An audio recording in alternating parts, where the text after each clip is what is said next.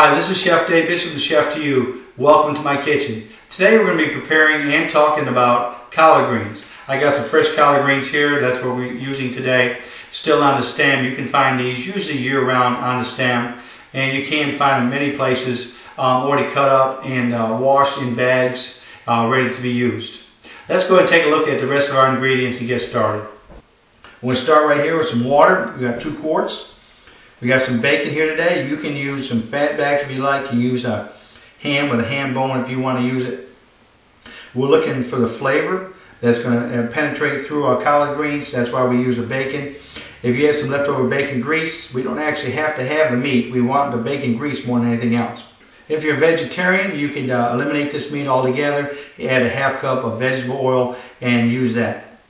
We got a ½ teaspoon of black pepper, 2 teaspoons of salt, and some crushed red pepper here. This is not going to be the exact amount that we're going to be putting in here. We're going to add as we need to get the flavor we need in our pot liquor.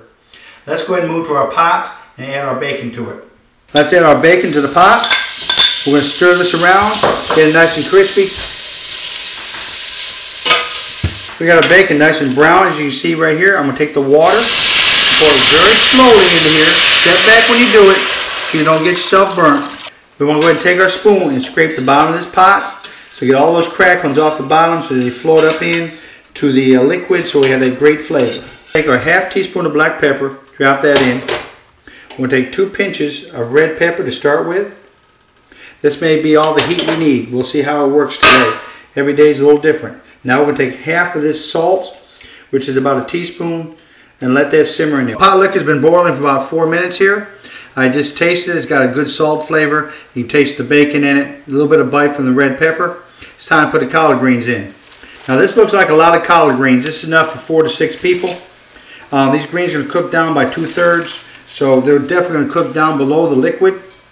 We're going to put these in, push them down into the liquid, and then we're going to have a low boil or a high simmer for 1 hour until they're tender. Put a lid on, let them cook for 1 hour. Our greens are done. I got a beautiful color still in, nice deep green. You see a little bit of bacon fat still floating on top. Delicious. Let's go ahead and take our pot, slowly strain the liquid off of our greens. You don't want the greens to stay in this liquid too long once they come off the pot, or they get really mushy on you. Greens are drained well. Let's move over to our bowl right here. Greens finished right here. Let me mention this pot liquor to you. The Southerners, after you make greens and turnips and all that, that's when they actually call this pot liquor because the flavor of the greens are in there too. This is delicious right here. You can let this cool down a little bit and drink it. It's got a lot of vitamins, a lot of antioxidants in it. If you got a cold, this is something to be great for you to drink a little bit of. You can actually put it in the refrigerator, heat it up, and drink it. Delicious. Try at least one time when you make your collard greens. One last little tip before we leave for the day. Some people like vinegar with their collard greens. I like to serve it afterwards and not put it in the liquid. That'll be your choice. The only other thing this needs is a fork.